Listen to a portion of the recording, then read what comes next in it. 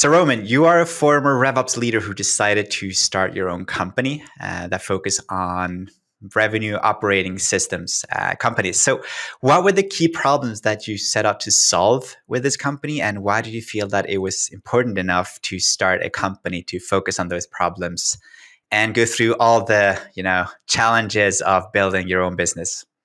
Great question, Andreas. So I am a CRO by trade, right? So I led different companies as a revenue leader, amongst others companies that were like in Series B hyper growth mode, going from 100K of revenues to double-digit millions of revenues, and really having to take all of that struggles that you have to absorb when you're switching from the mode of just trying to get things done and just trying to make things work in any sort of way to something that's more repeatable and more scalable, right? Like this shift usually happens around, let's say, 1.5 to 2 million euros of ARR.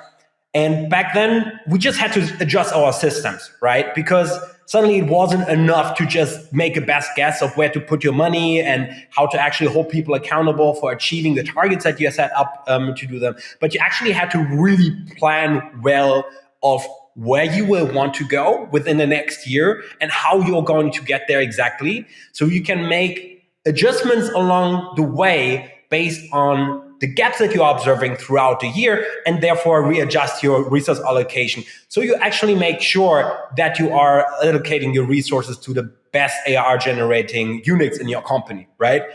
Another way to say it, like the ARR doesn't care where it comes from, right? Like, but different departments within your go-to-market organizations do. So we actually built a revenue operating system within the company that I was working back then called Wunder Mobility that really brought together revenue planning on the one hand, right? Like this bottom-up revenue planning based on a unified data model for your revenue across all go-to-market teams, and then basically brought it into operational or operationalized it, reports in the same granularity in different systems, and an operating cadence where we would look at the same KPIs all over again every single week, every single month to make sure that we can actually close any gaps that we are observing, right? So when I actually left the company, I realized that a lot of other CROs and especially also VP RevOps people actually have that same problem, right? You have to set the system up from scratch every single time. There's few best practices, few people actually know how to do this well. And it's really difficult to do this well in spreadsheet. And trust me, I've tried it multiple times, right? It's always a mess. So we actually developed a platform that helps you do this out of the box. There's always some adjustments that you need to make, but at the end of the day, this enables revenue leaders such as CROs to understand whether their go-to-market strategy is working and what they need to adjust in order to still hit the targets. And the VP RevOps people to better understand, basically how the contribution across different go-to-market function is actually leading to revenue, and then really aligning teams around, basically how the soup is cooked, the revenue soup, so people can actually make sure they can deliver their contributions.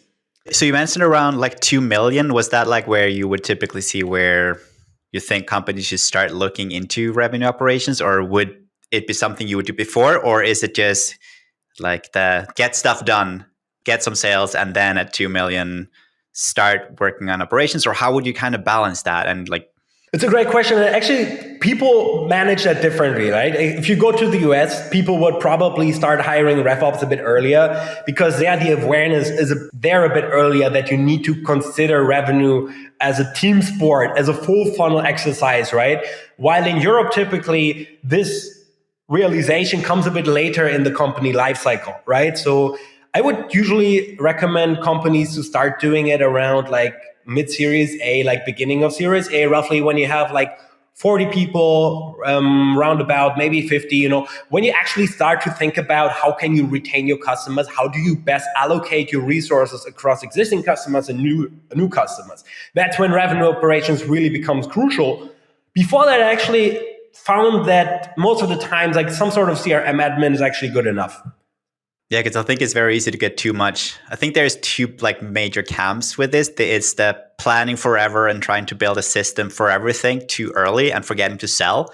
And right. I've definitely been guilty of being that person, still am quite often, trying to be aware of it. And then you would have okay, we're just going to sell and sell and sell and sell, but not really thinking about, any kind of system, not thinking about the impact on the customer success team and just focusing on that purely. And it's very easy, I think, to get caught in one of those two and kind of forgetting to like that balance. Like when you are 40, 50 people, like how would you think about the balance between throwing more stuff at the fire, aka selling, and spending time, improving, systemizing, and in terms of the go-to-market? So I would also say it depends a lot on the context, right? Like what are the goals of your company, right? Like are you still trying to grow by any means, right? There's still companies today that have this as a target, right? And then it's completely fine to just throw more money on your sales funnel and just, focus on that. If you are already like most companies at that stage right now, thinking about, hey, how can we actually get to a CAC payback below 12 months? How can we actually make sure we hit the rule of 40 at some point? You actually have to think differently, right? And you have to think about allocating your resources across this funnel already. So, and then it's really about adopting a philosophy of revenue operations, of RevOps, right? Because it's often a misconception that I see, right? It's a lot of companies hire their RevOps person and then they say, oh man, now we are going to think revenue full funnel. But it actually starts with leadership. Leadership needs to understand that revenue operations isn't just a sum of marketing operations, sales operations, and customer success operations, but it's actually philosophy to think about revenue as a holistic system and not as booking number of leads and retention, And this is often where a lot of RevOps organizations fail because they don't have the shared understanding in the leadership. And then it's also kind of doomed to fail. Doesn't matter what your company goals are. Yeah, I think that's like the classic thing when if you don't have buy-in, both from the people who are doing the work, but also from leadership, doesn't matter what it is, it doesn't work. So if you don't have buy-in, don't bother. Right. So we talked quite a bit about like operating system, building systems. Like, so what would you say, like looking at, it probably depends, on the size, the companies, but what would be the core part of a kind of a scalable SaaS revenue operating system, if we can call it that? So the question is, what type of elements do you need to make sure that you can have a scalable revenue organization? Yeah, like, so what would be the kind of core building blocks, I would say, of a revenue operating system? All right. So what I often see, like maybe starting with what is often happening, right? Often what happens is, at the beginning of the year, you have, or like end of Q4, mid of Q4, beginning of Q4, depends on your company. You have the CEO coming in with a new revenue target. Usually it's based on like some sort of triple, double matrix from VCs. And then it gets put in front of the people that have to then execute it. And the CEO said, hey, how can we actually, like, how are we getting there? Like, who contributes what? And it's like kind of, like you mentioned, you don't have really buy-in, you kind of execute on your revenue planning like a bit of a waterfall principle, like in the good old days was done in engineering, right? And I see actually the same fallacy that you would have in engineering, right? It's too rigid. It doesn't work. You don't have good buy-in. You can adjust to changes in the market. The market is changing a lot these days. So you actually need to be flexible. So what do you actually need in order to change that? What do you need in order to get to something that's more scalable, something that's more sustainable? First of all, you need to agree, right? Like we just discussed, you need to agree that you are actually, as a company, interested in allocating your resources to the most efficient revenue generation parts of your funnel, right? That is, you have to break down this old thinking of, hey, this is sales, this is marketing, this is customer success, and actually think as a system. And often, ideally, the CRO is the steward of that. Could be the VP RevOps if it's a very strategic person. And that's where it starts, right? It starts with a mindset. Once you actually have done that part, you actually need to go in some more of the, like I would say, definition stuff. Like you probably see a lot of that as well in your business. But the first step is really to create a shared understanding about what, first of all, does good look like and what does our funnel actually look like? How does our revenue engine actually look like, right? You have to create a shared revenue data model, so to say, right? What is that? What is a revenue data model? It's basically defining all of the different stages in your funnel, right? Defining like that's MQLs, SQLs, SAOs, ones, define how you define a retained customer, how you define a churn expanded customer, etc. And then really get the people that best understand these KPIs to define what is the definition of it and how do we actually measure it, so you can have a baseline of what these volume metrics are, right? So once you have that, automatically you get the conversion metrics or the processing metrics in between these different volume metrics as well, right? So you understand now what are the volume metrics we want to measure, who actually owns those volume metrics, and you do the same thing with conversion metrics, with processing metrics such as cycle time, such as average contract value, average expansion value. And suddenly you already have some sort of a shared revenue data model that you can now assign ownership to, right? And so what you have done so far is you have basically aligned the organization that you want to optimize revenue as a system, not as individual parts. Second, you have defined a shared understanding of what your KPIs are, right? And who owns them. And now the next step is to actually plan for these KPIs and do it as granular as possible, right? Like often you would have an owner for MQLs, but actually break it down like, hey, who's the owner for MQLs for your different regions, for your different products, for your different channels, right? So actually breaking it down by these dimensions and then creating a plan for those, right? For all of these metrics, you create a plan for the year, which is typically the bottom-up plan. If you're at a stage where you actually care about scalable revenue, you should think about getting a bottom-up plan that really goes into granular detail about what is realistically possible given the current conversion of your funnel to achieve until the end of the year. And you kind of use this as a baseline for negotiation of where you can actually get with the funnel that you have constructed so far, with the budget that you have available from investors, right? So that's the third step, right? You have to actually create a bottom-up plan that's aligned with everybody in the organization, that's ideally led by the VP RevOps, or maybe the CRO if you don't have a VP RevOps, right? And then the last step, and this is something I very often see is skipped. You have to have a very solid operating cadence where you're looking at the same KPIs every single meeting, right? Like if it's a weekly or if it's a monthly business review or a quarterly business review, it should always be the same figures.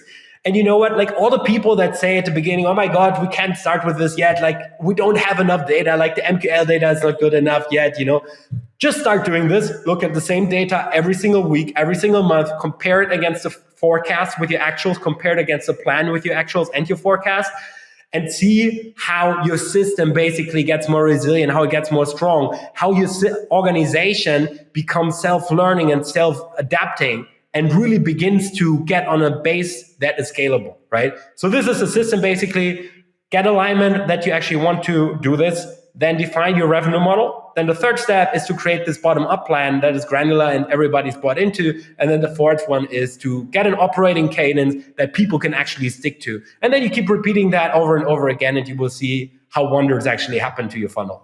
Yeah, I would say I like that you start with the definitions as well, because I think a lot of people and companies skip over those, and like the definition of an MQL and SQL is different depending on who you ask, or they don't really know what it is. And that is how you make marketing annoyed with sales and sales annoyed with marketing. And so starting with like, what is actually a lead for us? What is a marketing qualified lead? What needs to happen for someone to become an opportunity? Like actually having that kind of baseline and framework, because this, like, if you don't have that, like having measurable KPIs, like if you don't have a good definition of it, like your KPIs might not even, like your data, might not be accurate because everyone is doing it differently. Right. So yeah, I would say like that's what we would typically start with as well. Like, okay, let's start with the definitions and make sure we are aligned. What do you actually feel is the most common mistakes that people do around this? Because you see this all the time, right? Like most companies say, hey, for us, every single meeting starts with, hey, do we have 20 MQLs or 30 MQLs, right? Like it's always the same thing. Like it's very clear symptoms that you have this problem. But where, in your opinion, does it actually originate from? Like what are the most common pitfalls in that? I would say a lot of times it is that someone set up for example, we use HubSpot a lot. So most customers we have would work on HubSpot. And a lot of the time someone set up a system a long time ago and they're no longer there. So no one really remembers why the system is set up the way it's doing. but people just like, they don't want to touch it and they just leave it like that. And when it comes to the definitions, again, someone said it back in the days, but people don't really know what it actually is because it's not clearly documented, or you have this massive, super ugly playbook with 50 pages with a ton of links and you can't really use it.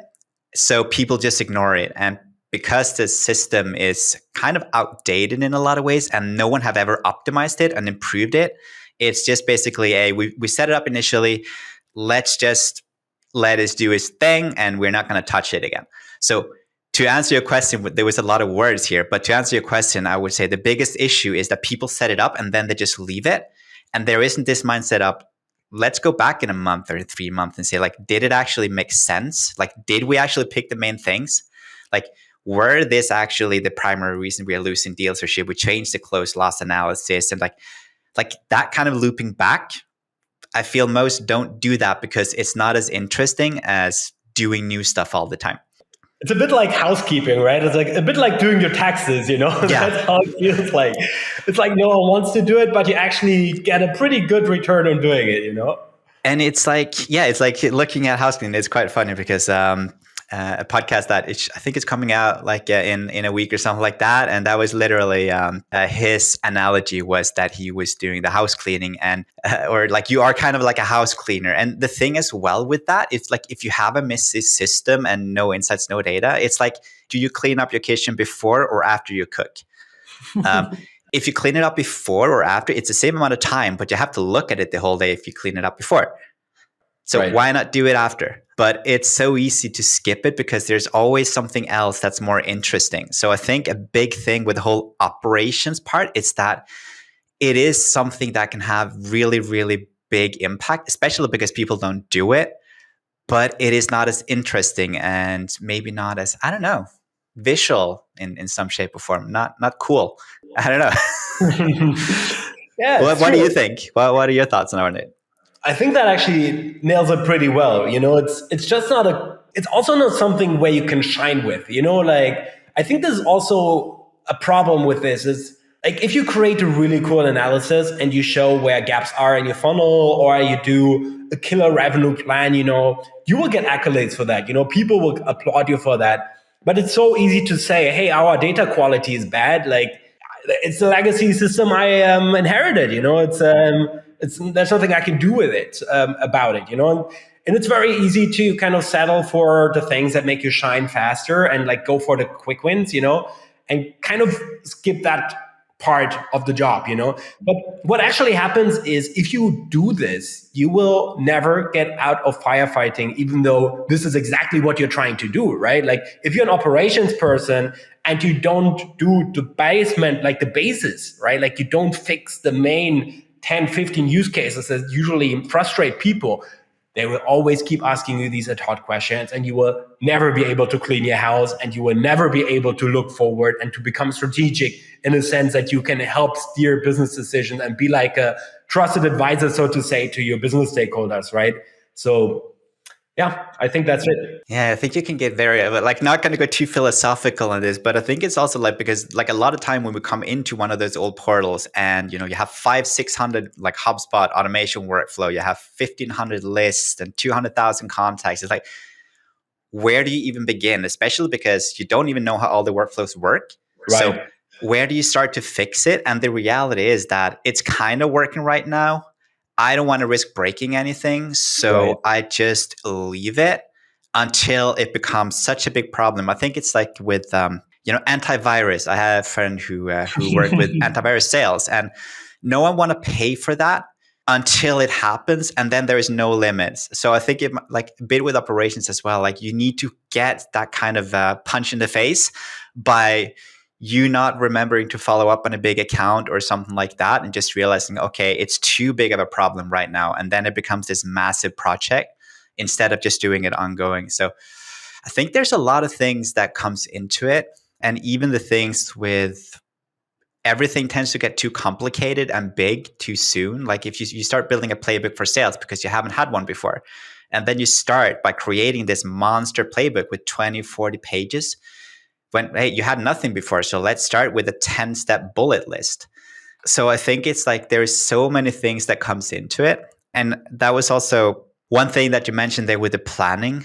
Like, how much do you think we should, like, because there is always that balance, right, between action, because having a plan and not taking action, kind of useless. But if you take action, but you don't have a clear path, you're not going to have internal alignment and you're not going to know where to go. So how do you work on striking that balance? Because I do find that that is very difficult to kind of strike that balance between action and putting a plan together, because you can't hide behind we are agile with no plan and no accountability. You need to have some accountability and some plan in place. Yeah, it's an excellent question. And I think what it ultimately boils down to is to think about what are the biggest, like, how much visibility do you really need in your business, right? Like, how complex does the system that you plan for actually need to be, right? How different are your go-to markets? How different are your sales, are your markets, right? How different are your channels, for instance, right? And I think that's what it ultimately boils down to. You need to get only granular if your business actually requires it. That in other words means if your customers behave significantly different across different segments, across different channels or regions or products, then you actually need to start getting more granular in your planning, right? And also once you actually have historical data that you can rely on, right? And I see actually sometimes it's a big mistake to go too granular too early, right? And to over plan. Like a very classical example is you have this superstar founder, that closes like 3 mega deals in a year, and then you hire 7 more people based on the historical conversion rates of that person, right? And because you do a bottom-up plan for them, and suddenly you're surprised that no one even hits 30-40% of the revenue target that have been assigned, because it's based on the founder's sales, right? And it's based on a sales motion that's not repeatable for other people. And I think they just are better off with just using common sense, instead of getting too much into the data. Where you really need to get more granular and more diligent is when your complexity of your sales team is scaling, right? Like, let's say you have like that was also the trigger point for me back then. Like when we moved from like 8 to 10 people, in the sales organization or in a commercial organization, it really became important to also get more granular in the planning, because you can't just say, hey, everybody has a quota of 800K, and then off you go. And then, the intern who comes out of university has the same target as like your 7 years experience account executive from the US, it's not going to work like that. So that's when you actually need to start getting more granular. So you can actually learn, like you can actually really understand the gaps in your performance on a granular level. But only if that really becomes important. And that is when you have significantly more complexity in your business and you actually lose the overview of things, you should get more granular. So the easiest way to start really is just do the top down, like classical approach, at the beginning when it comes to revenue planning specifically. That is, you say, how much revenue do I need by next year or whatever your time frame is. You break it down by your different segments, where it's coming from. Like it could be like the typical one is, hey, we do have like an inbound and an outbound channel at the beginning, like maybe 2 customer segments. And then you just see how it's distributed across these dimensions. You think about how much budget you need for that.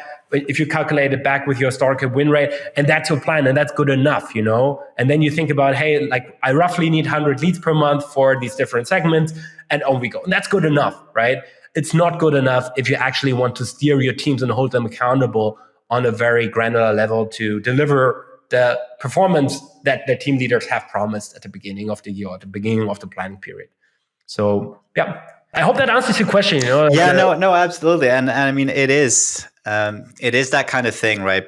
But you need to start collecting, because it's very difficult to go back and start collecting data from a year ago when you didn't monitor it.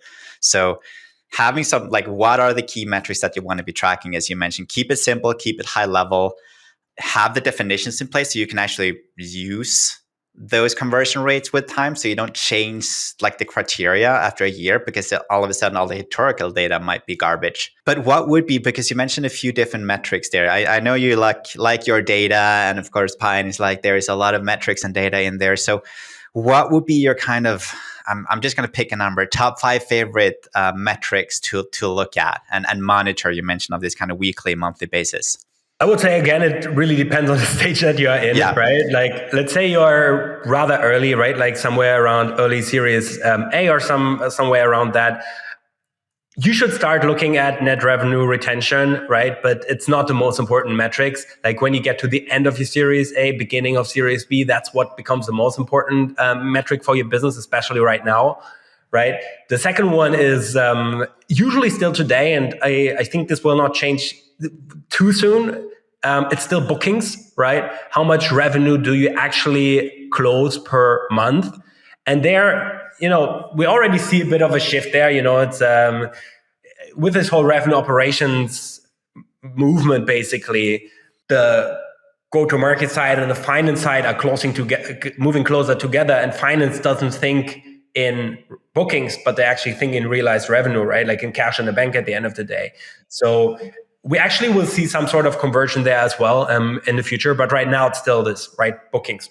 The third one is pipeline. So pipeline is just so crucial, especially if you have longer sales cycles. You actually need to understand how will the lead generation or demand generation engine that we are having in place today impact my future target achievability. So you actually need to see how much pipeline do you generate. So I would say those are the top three metrics that you definitely want to track for your go-to-market organization. Cool. Yeah, and there's so many ones, and that's the thing with everything. And I think that goes into a lot of the stuff we talked about. And like, I think one of the main thing here is like people tend to overcomplicate it too soon, especially if you're going from doing nothing to doing something. People, okay, I'm finally gonna set up a sales process, and they just go 3-month planning, sitting in a meeting room trying to figure out what the customer wants instead of just having a hypothesis, get started, go out, talk to the customer, understand the customer. They sit in a boardroom and talk about it and make something up. And I think that's kind of complicating it too much, and not speaking with customers is such a big thing, and not tracking, having some kind of definition and tracking in place as well. It doesn't have to be difficult and complicated, but it's, yeah. But I guess it's not as interesting. I guess that's the thing. Why do you think that is? Because my belief now is that, especially now, like looking at, I think we've had like the golden year of SaaS, the past 15 years. A lot of money, like easy to raise capital. It's been kind of a bull run since like what I realized with two stuff. It's like 15 years. I realized yesterday. It was like 2008, right? So like now, I think this year it feels like it's a little bit more the frugality. Like, let's actually be profitable. Let's not just throw more money at it. Like, why do you think it's not more prevalent, especially in Europe, as you talked about in the beginning, versus United States to do this? It's an excellent question, because you are right. Like the funding market is changing, right? Like you're getting severely punished if you have super high acquisition costs, or especially if they are in disbalance to your payback period, right? But at the same time, I think it just takes time for people to adjust their mindset, right? Especially in Europe, a lot of companies are still thinking about pipeline, right? Like even though they should be thinking about how can they retain their customers. Right now, it's a lot of the conversation that we are having are actually focused on, hey, like how can we move our 50% pipeline achievement up? Like this is my number one challenge right now. And I'm like, I don't think that's your number one challenge. I think your number one challenge is your customers are churning. Like, the market won't get magically bigger just because you have ambitious targets for your lead generation or for your pipeline generation. It doesn't work like that. But the mentality is still the same that it used to be before. And I think it will just take a bit more, will take a lot more failures to actually realize that this is significantly shifting, because saving money is also not sexy. It's similar like what you said about cleaning up the CRM, it's like, it's not cool. It's like, do your taxes all over again. It's like, no one celebrates you for it, right? Like it's, yes, maybe like in little terms, and investors will clap your hand, but it's so much cooler to celebrate another 50K in new ARR than celebrate 50K that you saved or celebrate a 50K upsell. It's just a culture thing. But to answer your question, Like, why is that happening in why is the shift already happening in the US versus not in Germany yet? I can't really answer it to you, to be fair. Like, I don't know it for sure. And I don't know for sure 100% whether that's the case either. Like, if I were to give an hypothesis about this, it's like, especially revenue operation is a significantly more mature role in the US than it is in Europe, right? Like, this full funnel understanding of how revenue is generated has been a type of creed of Americans or American B2B scale outs for a while already. And it's just coming now to Europe, right? Like, it's a 3 to 4 year delay. And I feel like this could be similarly true for, basically implementing systems that benefit the frugality, like actually making sure that we are having healthier businesses over here as well. But to be honest, like, I can't fully answer it to you. Like, what is your hypothesis about it? Yeah, I was thinking. I think it's a lot of things, and a lot of it is what we talked about with the cleaning versus buying new stuff. It's more fun to buy new cool gadgets for your house, but you can't clean up your. This is, by the way, a quote from the other guy I was speaking to. You can't clean up your house through buying more stuff, but it's more fun.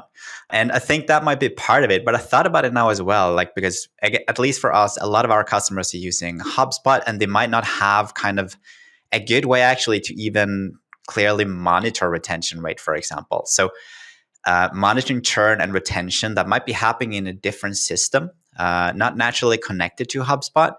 So if you can't really see that and measure the change you're making, you might have that in another system, and it might not be tied to the whole revenue team in a good way. So it might even be that people don't realize how big of an impact this can actually have, because the numbers are not as...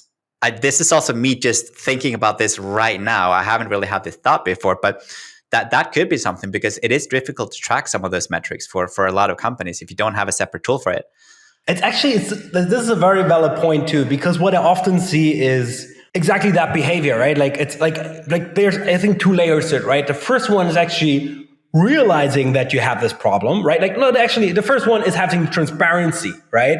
That there is a problem, right? Like, to actually see, hey, we are losing 500K revenue every quarter from churn customers, being able to, and we're just making, I don't know, we're just upselling 300K. That is like, we have a big problem in our NRR, right? So actually seeing this the first, right? And then the second one is actually realizing it and accepting it, which is then actually, hey, we accept that this is a major problem. And then the third step is then acting on it, right? Which is you actually know how you can change it. And I think what I often see is, even if companies see it, they see that there's a churn problem and they actually have negative net retention, not dollar retention, they will still not accept this as the main problem, because it's not what they planned for, And this is the crazy part. This is why I say, like, hey, like, planning is broken today because it's so rigid. You plan at the beginning of the year, hey, we will create that much pipeline. And then you struggle. And you're always at 40, 50% over the year. And you don't adjust your plan. That's insanity. Just think about you doing this in your product organization. Like, you would be like, people would not understand how you could have missed the best practice of doing this, right? But in planning, it's often the case. And so even though you see the numbers, your plan still says something different. And people like to stick to the plans often, it's the reality. And that's just one reason, right? Another one might also be, hey, it's like, we're just not used to acting on churn problems. So we don't know exactly what the action is, right? So we don't know exactly how to change it. So we don't prioritize it right now. It's like a problem for the future. But yeah, this is something that's actually so stunning. And I see it at so many companies. It's actually super surprising to me.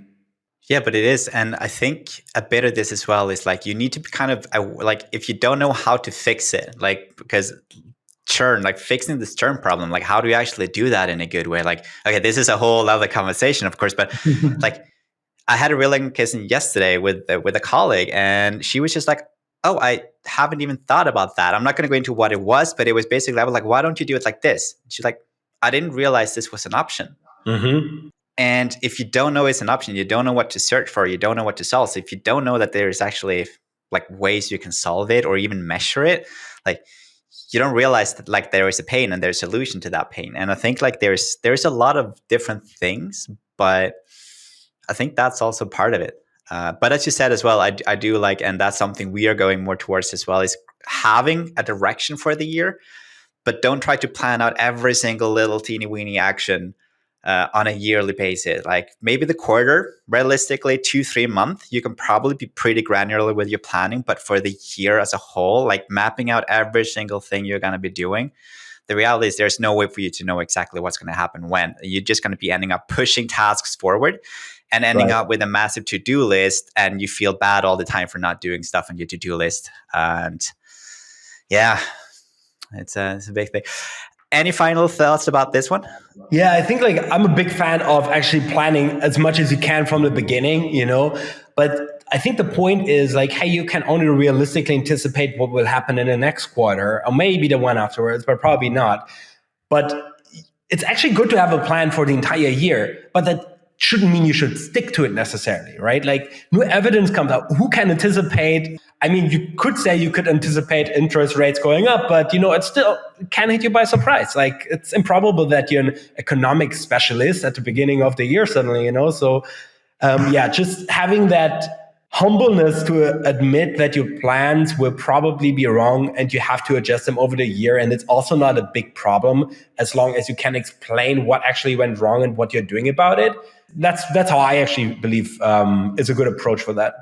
No, like I would say, like it like an old kind of trading investment advice is like what is it, like let your winners run and cut your losers short fast, or something like that. And I think that's with this as well. You can kind of, but I think there's also balance here, because as a leader, you don't want to seem to be directionless and just reacting to whatever is happening. So I think there's a lot of challenge in this whole thing, which is why a lot of people and companies struggle with it. Right. And yeah, it's definitely a whole different conversation. We can probably spend a couple of hours talking about. So let's actually run off with a question that I would kind of ask always at the end of the podcast. So what's one learning or insight that has significantly changed your perspective of business and life recently? Or maybe not recently, maybe just sometime back in the days. So this is very profound now, okay? So just a bit of a warning. Big questions. It is, but I mean, it's a big question, but also a big answer. So around 2 years ago, I did a Vipassana retreat, which is basically a silent retreat, and you don't speak for 10 days. And the idea is really that you meditate all day and you get your head empty, of everything. And suddenly you gain perspective, right? And I realized actually during this retreat that everything in life is about perspective, right? Like if you have a healthy perspective, if you have a healthy view of things, you are able to position everything in a favorable light, while you also can consider, of course, like what led to events that didn't go as planned, like what actually went into directions that you didn't want them to go. But you can in generally tell yourself a positive life story, like something that makes sense. And that actually gives satisfaction, right? And if you're on the other side, which is, I think, like a lot of great founders have that, like a lot of great people I know have this in common. Like they're very problem focused, like they dwell a lot on mistakes and problems and want to make them better, and they're actually very busy on focusing on those instead of actually making significant progress towards the life that they want to have, towards like having a more positive view of how they are, spending their time, how they're actually living. And I think actually funny enough, when I think about it, it's actually very similar to, to how you can treat revenue plans, because you ask me, how does it translate to business? So here you go. Because I also think you should plan for things, right? Like you should make sure you actually have a vision about where you want to go, what you want to achieve, by when, but then you should not get crazy when things don't go as planned. Like you should still like be able to understand, hey, what actually changed that my assumptions weren't hold true? What can I learn from that? What can I take away from it? And how, like, is there still a favorable light to look forward with this? Like, what can we adjust to put this in a favorable light again? Like, really being focused on the resources, right? And steering always towards things and not away and scared away from things. So I think this is like a philosophical thing that really changed my life and changed my perspective on business and private. Are you doing it often, or is it a one-time thing the 10 It's day? been so I actually will do it again, but it has been the first time. And then actually afterwards, you have to like the goal is that you actually meditate like 2 hours a day on a daily basis, and this was a bit overwhelming for my entrepreneurial endeavors. So Like I kind of every day decided or to, like, just during the 10 every day, days? every Oh, day. wow. Like during the camp, it's actually like 10 and a half hours. So it's super intense. It's like probably the most exhausting thing you can do, even though it doesn't sound like it. That's really cool. No, I actually really like that insight, and like it's something I actually thought about yesterday. Like that kind of because I think we're so focused. Again, now we're going all philosophical here, but like we are so focused on what happens in front of us, and as you said, being problem focused. We have social media, we have all this kind of stuff, and like you're never bored, and you never take time to kind of think and reflect properly with no distractions. At least you would have your email, because going 4 hours without checking your emails, like, is that even possible? I think a lot of people would not dare to even do that. And I think it's really not good for anyone to do that. So like, I definitely think that doing that, and like maybe not 10 days, but just taking a few days every now and then and just Yeah. turning off a little bit. Because as you said, it's actually a lot of things happen when you do it. Right. So I love it. So where can people go? Like, I know you have a lot of really cool resources that got a lot of attention on LinkedIn with like different sheets and stuff like that. But where should people go if they want to learn more about you, Pyne, or just want to ask you some well thought out questions? So the first place that I can go is to my LinkedIn profile, right? Like which is Roman, Roman, and then Geugelin. That's Geugelin. And just add me there and shoot me a note if you want to talk, or shoot me an email at roman@pyne.ai. And the alternative, if you just want to find out about Pyne, you can just go to our website, pyne.ai, and decide for yourself whether it merits a conversation, and then you just hit me up afterwards. So that would be the approach. Awesome. Yeah, we'll be adding the links as well under the episode on YouTube and wherever podcast lives. And Roman, been an absolute pleasure talking to you today. So thank you so much for taking the time. Thank you, Andreas. It was a big pleasure. And hoping we can do this again at some point. Absolutely.